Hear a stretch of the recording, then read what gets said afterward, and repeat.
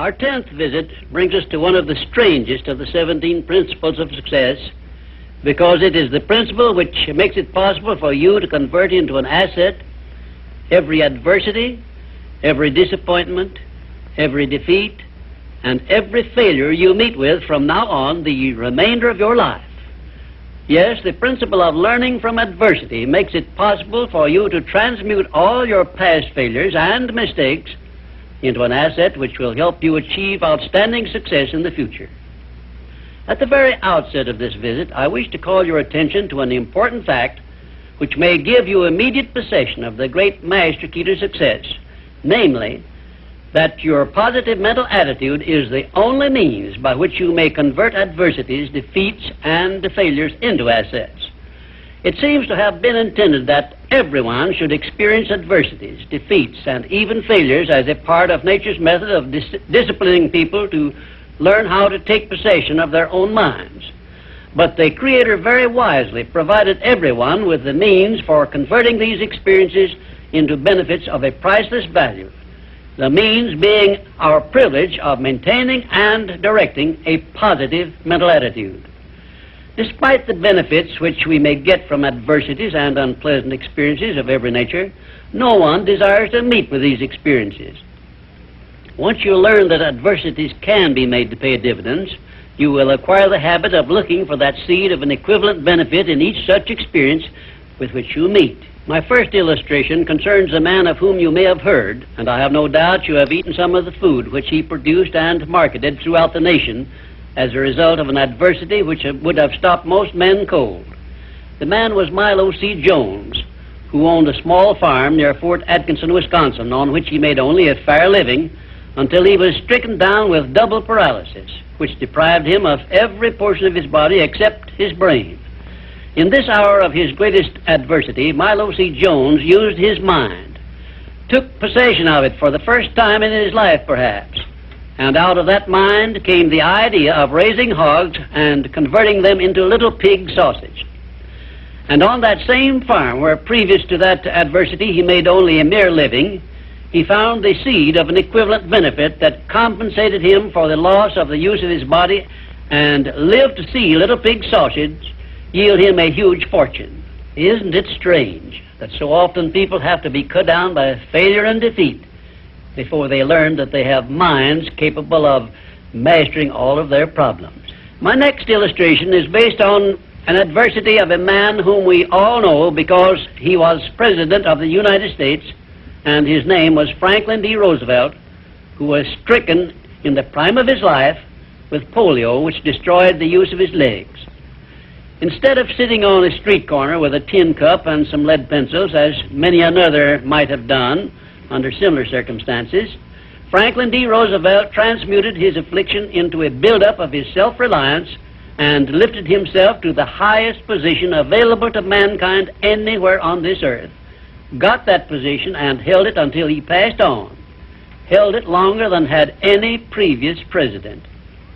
Verily, I tell you with all the enthusiasm at my command, that you may find in your adversities the necessary challenge to inspire you on to success, such as you never would have known without these experiences. Right here, may I remind you of the great importance of following the principle of a positive mental attitude, because this is the principle you will need most in converting unpleasant experiences into assets. Nothing is ever so bad or so unpleasant that it may not yield some benefit if we keep a positive mental attitude toward the experience and make it a habit to look for that seed of an equivalent benefit. This, of course, involves the application of that important success principle, personal initiative. Now I come to an illustration which involves our great American way of life and all the personal freedom and opportunities we enjoy under our way of life. And it begins with our defeat of the British in 1778. Probably every Britisher believed that the loss of the American colonies was an irreparable loss which offered no possible benefits.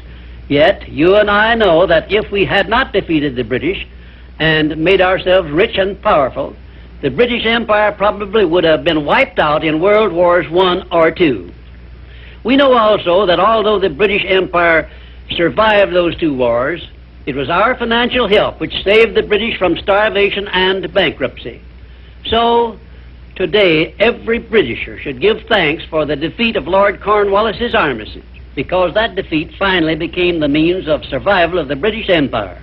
My next illustration brings us face to face with an adversity which involves you and I and every other person now living.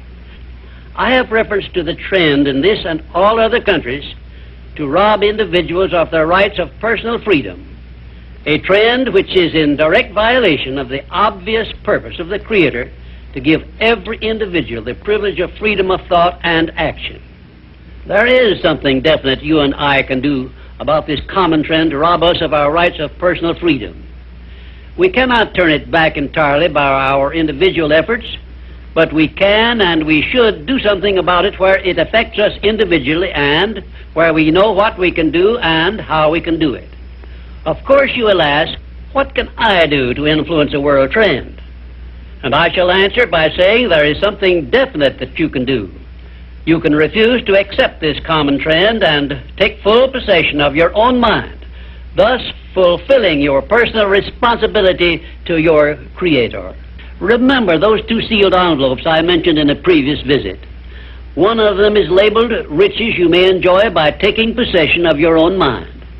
Very well, you have a responsibility to yourself, your loved ones, your Creator, to take possession of your own mind and to direct it to ends of your own choice.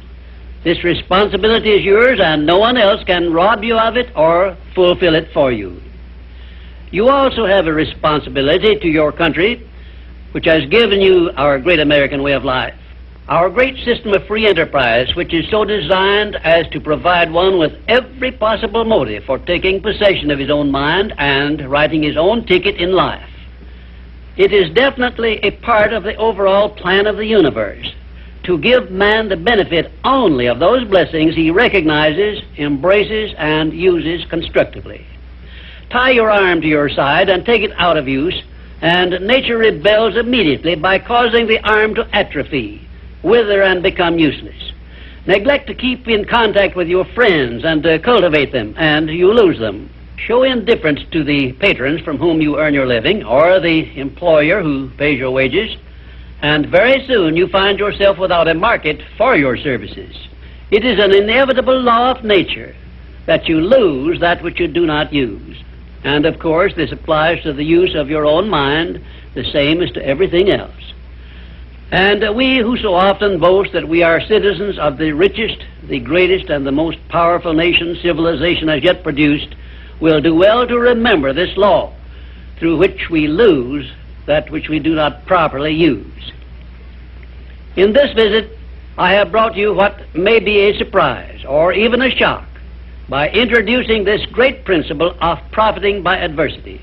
If you are ready for this principle, you will embrace it at once, and never again, as long as you live, will you brood over unpleasant experiences without knowing full well that your efforts could be better employed by searching for that seed of an equivalent benefit which is available in those experiences. Now, before I conclude this visit, I shall give you this assignment which, if you carry it out sincerely, may well bring you a new birth of opportunity such as you never dreamed of experiencing. Go back into your past experiences, study each adversity and failure you may have experienced, and look for that seed of an equivalent benefit you had not before discovered, and you may find yourself richer than you believed yourself to be. And now, until our next visit, just remember, nothing can be called failure until you accept it as such.